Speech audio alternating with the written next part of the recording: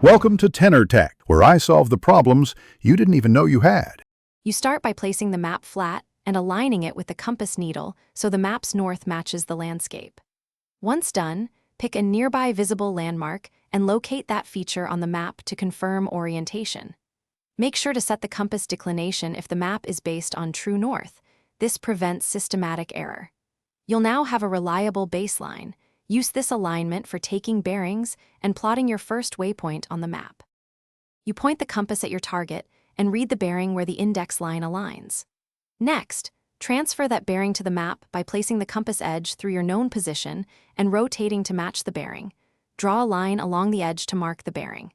Because magnetic and map north can differ, always adjust for declination by adding or subtracting the specified degrees.